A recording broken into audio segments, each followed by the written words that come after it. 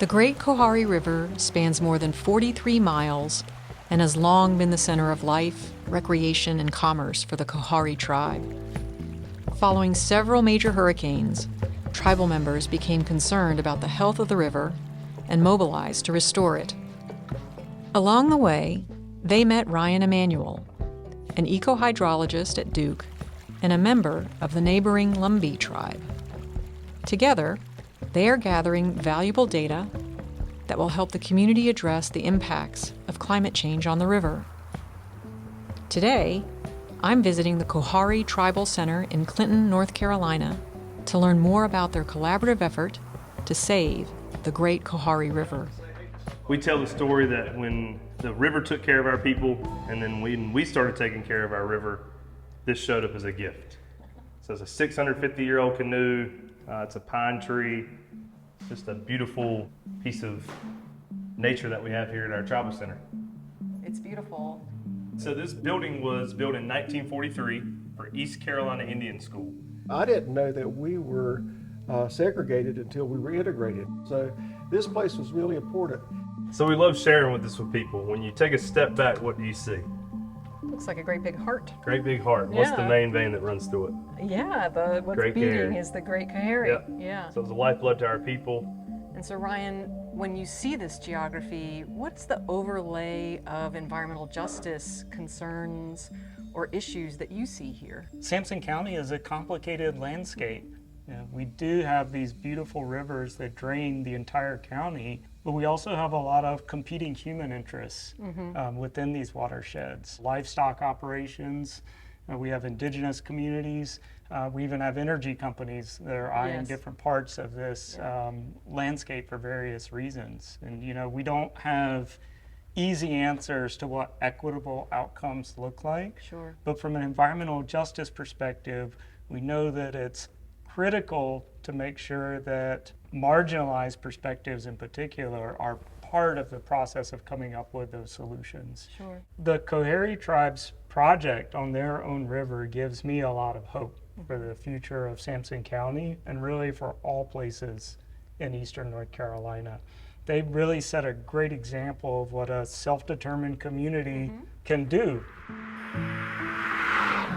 A few years back, the tribe began leading kayaking tours to share Coharie history and help others form a meaningful connection with the river. Recent drought has greatly reduced water levels, making the river nearly impassable. It's a real privilege to be out here with you all today. Yes, ma'am, and welcome to Coharie land. Thank you so much. I remember asking Ryan, you know, why is our water brown? And from there, we started, the relationship began. We were on the same page with respect to the environment and what's important for our people, for the community. One of the things that Philip challenged me to do is to think about the river in a broader way than just a hydrologic system. Okay. A cultural system as well. Right. While it's important to keep track of flooding, drought, water contamination, and things like that, that is not the sum total of what it means to have a healthy river. In 2019, we installed a monitoring station just on the bridge behind us. And that monitoring station tracks water level, water temperature, and a variable called conductivity. And conductivity is just the sum total of everything that's dissolved in the water. So we start to collect data on the system to try and get a pulse of what's happening out there on the river, especially when we're not here to observe it firsthand. What you're looking at here is a record of water levels over the past few weeks. There was a storm a few weeks ago, and then after that, the water levels dropped off quite a bit. And if you look behind us here, we can actually see just how low the water is today. You can see the exposed mud banks.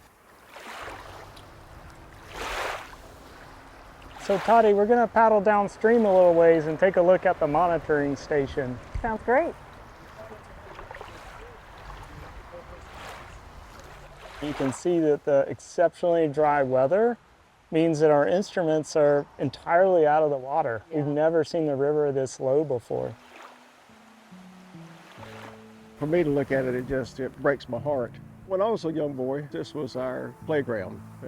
We couldn't go to town and go to play basketball on the basketball courts. We sure weren't welcome in the swimming pools, but we could come here. This is where we would come to recreate, to get a spiritual awakening or a spiritual relief. We would eat maybe 2 to 3 meals a week from fish that we gathered in the river. This is an important place. I don't know, something about Coharie land is different. Sure.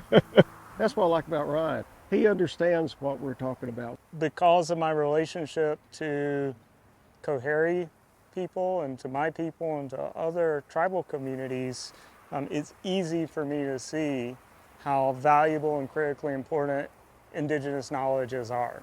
I see the work that I do as complementary. The monitoring work that we do is intended to provide supporting data so that Coharie people can make decisions about what's the best course of action for their river. I do see my role as one of an advocate for the respect of indigenous knowledges and to hold them up in parity with Western scientific traditions. Absolutely. If universities can foreground the building and maintenance of good relationships, then productive scientific work can flow from that. Ryan is a prime example of a Duke faculty member who has made community partnerships central to his research. Investing in relationships like these help reinforce the importance of traditional knowledge and scientific knowledge to generate more durable and creative solutions for North Carolina and beyond.